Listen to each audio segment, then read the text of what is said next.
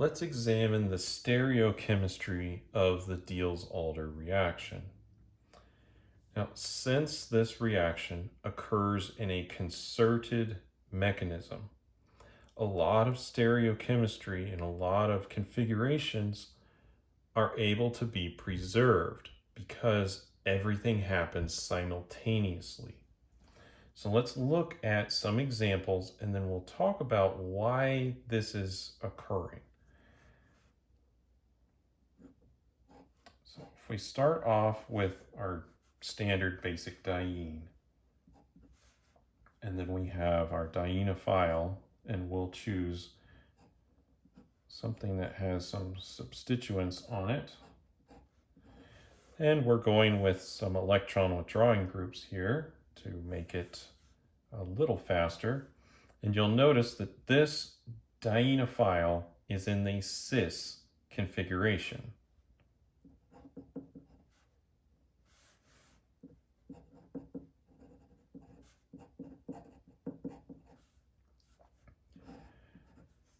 Now, the configuration about this double bond does affect our product.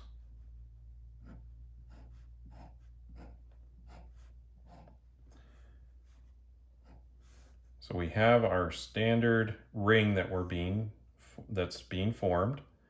That this carbon is right here, so that carbon has an aldehyde attached to it.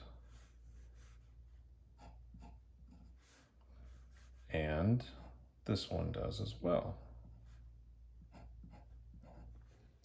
And you'll notice that this makes the meso compound, because this is quite symmetrical and everything.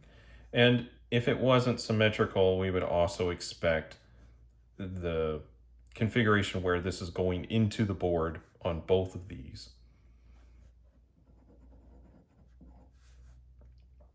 But you'll notice, and this is important, we started with a cis dienophile. We get cis configuration on the ring.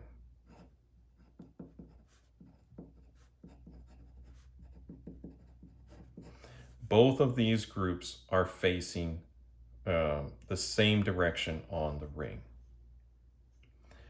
Now, conversely, if we do the same reaction, but of course we use the trans dienophile,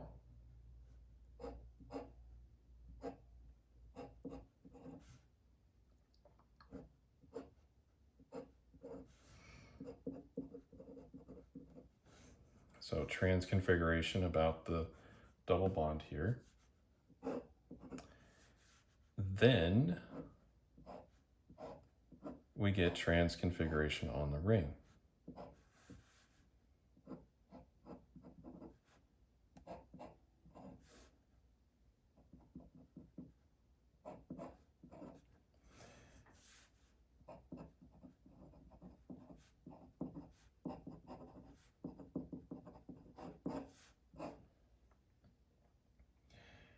Now, if other parts of this molecule here were generating some chiral portions, then this would also make the other enantiomer, and this would result in a racemic mixture of those.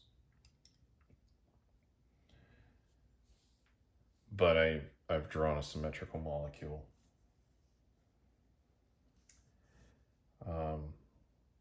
Let's look at, so this is looking at the configuration on the dienophile, but of course we can have different configurations on the diene portion. So if we do that, let's look. So here we have trans double bonds in both cases, right? We're just drawing it in the way that the Diels-Alder is going to occur.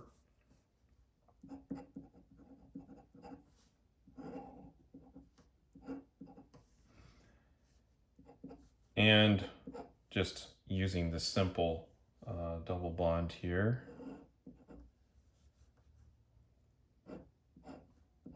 emphasize the product without other distractions.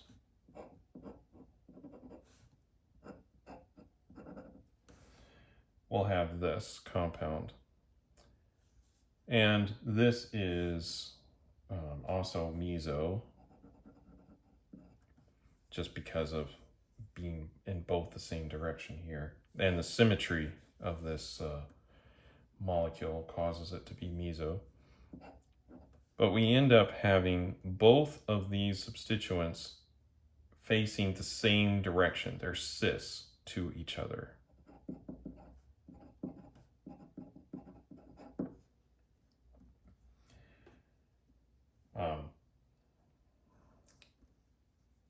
If we have something where it is cis, so two cis bonds, which we won't be able to do with without putting it into a ring due to the steric strain, so that we're putting it into a ring. So these are both cis.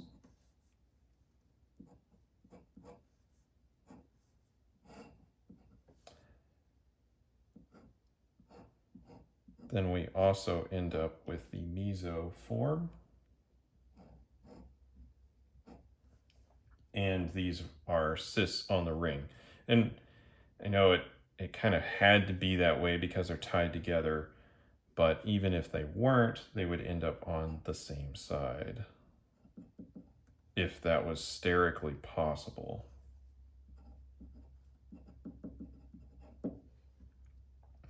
You could do a study with that using isotopes to find out, like if you put deuterated hydrogen on there, you would notice that the two deuteriums are on the same side of the ring and the two hydrogens are on the opposite side of the ring. And you could get that reaction to happen without having steric hindrance because hydrogen is small enough.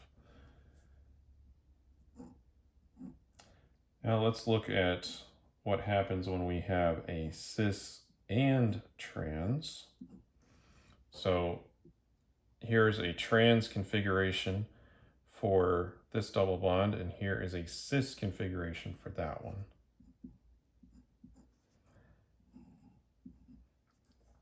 And then we end up with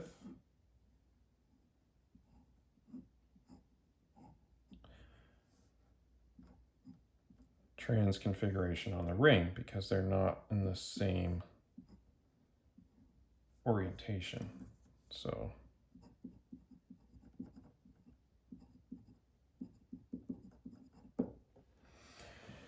and if this molecule was not symmetrical, then we would be forming a racemic mixture of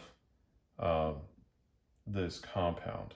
Although, since it is symmetrical, we won't have that issue in this case. But if we started putting substituents anywhere else on here, then we would have a racemic mixture and they would be two distinct compounds.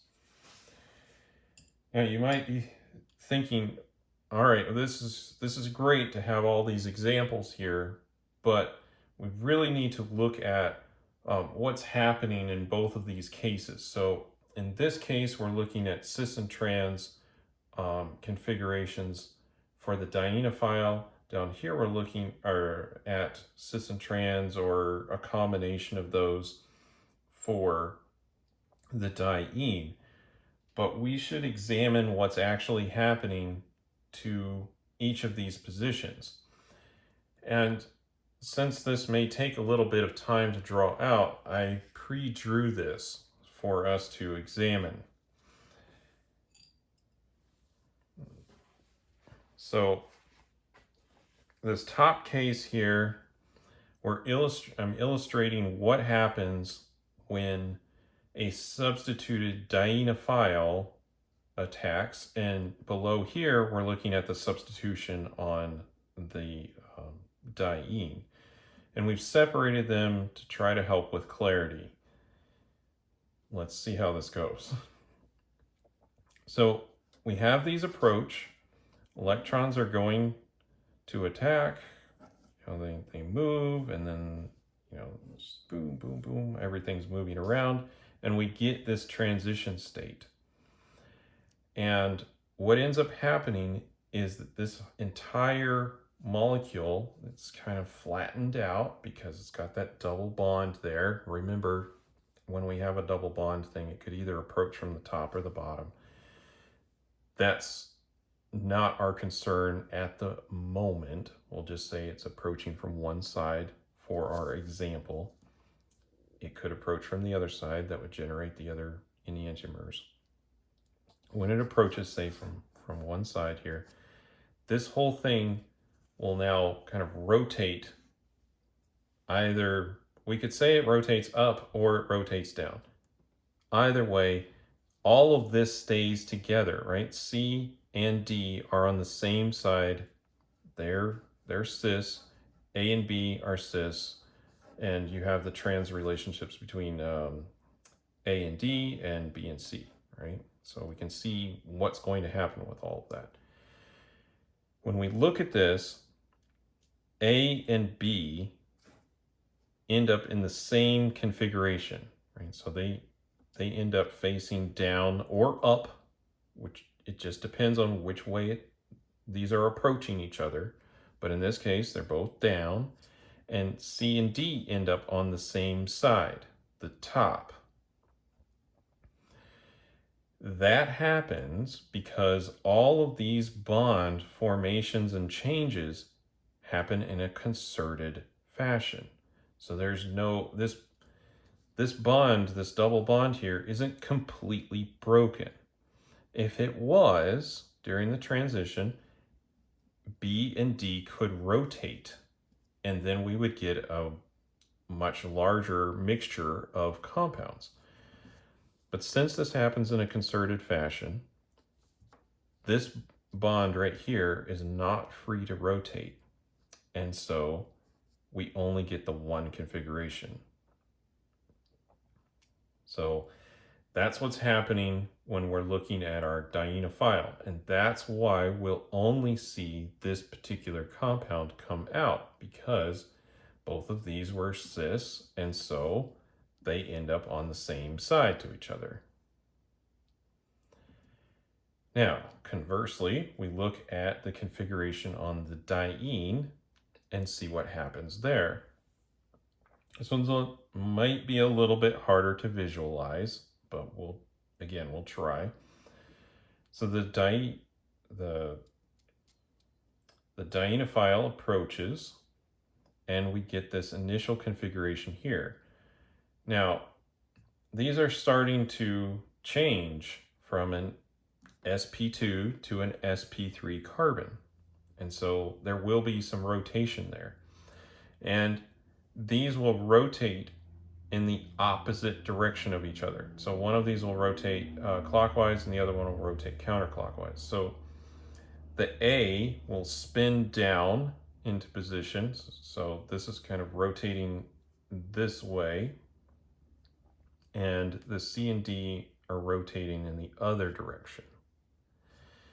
So the C will end up and the D will end up in the down position. So that goes up and the outer part goes down.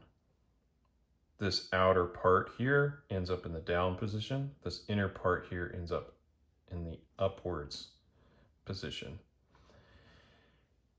And so you'll notice that these two are facing each other. They end up on the same side. These two are away from each other. They end up on the same side when this concerted reaction happens. So that's a little bit about how the stereochemistry of Diels-Alder reactions can happen.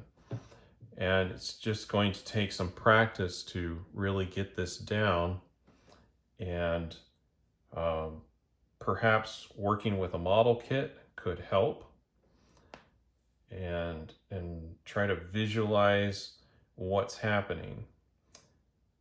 But this is a very powerful reaction because, again, a lot of the stereochemistry is preserved due to the fact that this reaction is concerted. It's kind of like an SN2 in that way. Everything is happening all at once, and so configurations are retained.